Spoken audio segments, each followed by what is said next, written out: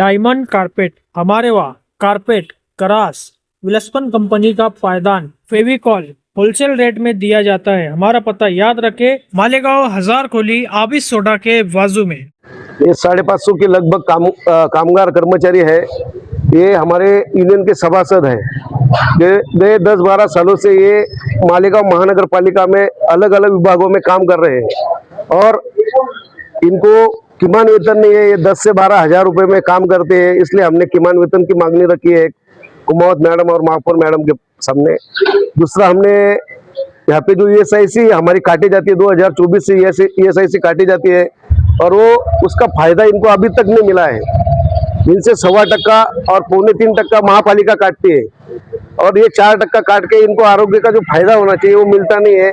इसका कारण ये है कि जो आस्थापना के क्लर्क लोग हैं वो ध्यान देते नहीं है और वो काम करते नहीं है। और कामगार अगर कागज पत्र जमा भी करते हैं तो ये बार बार कागज पत्र मांगते हैं, ये मतलब टालते हैं बात को।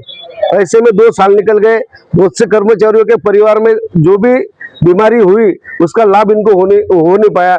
इसलिए हमने मैडम को अभी निवेदन दिया और वो क्लर्कों को बुला के उनको सूचित किया गया कि इसके आगे अगर अपने नहीं किया तो उन पे हम मोर्चा लेके जाने वाले हैं।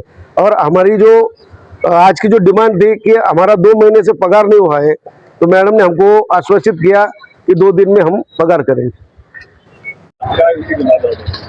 ये कामगार आपले मानधनावर काम करतात। 550च्या आसपास कामगार आहेत आपल्याकडे। ते गेल्या 12-15 वर्षापासून मानधनावर काम करत आहे। त्यांचा किमान वेतनाचा विषय आहे। त्यांना 2 महिने झाले पगार दिलेला नाही, तर त्या पगार आता त्वरित करावा यासाठी आम्ही महापौर मॅडम आणि उपायुक्त कुमावत मॅडम यांना निवेदन दिलं।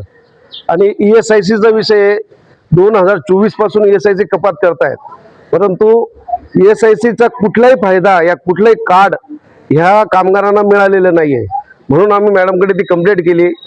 जे आस्थापनामध्ये क्लर्क आहेत ते लक्ष देत नाही किंवा उडवडीची उत्तरं देतात आणि जे आपल्या हक्काची ESIC आहे जी स्थापन झालेली आहे कामगारांच्या हक्कासाठी आणि कामगारांच्या आरोग्यासाठी स्थापन झालेली आहे, परंतु आस्थापनाचे काही क्लर्क यांच्या दिरंगाईमुळे आणि यांच्या वागण्यामुळे ह्या लोकांना याचा फायदा होत नाही।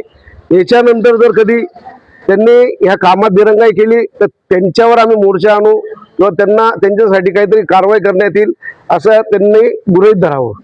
दुसरं असं की मॅडमांनी आम्हाला आश्वासन दिलं, महापौर साहेबांनी आम्हाला आश्वासन दिलं की 1 ते 2 दिवसात आम्ही पगार करू, म्हणून आम्ही थांबतोय। आणि आम्ही मॅडमांना विनंती केली की पगाराच्या वेळेनंतर 7 दिवसाच्या आत पगार करण्यात यावा, अन्यथा आमचं आंदोलन करण्यात येईल।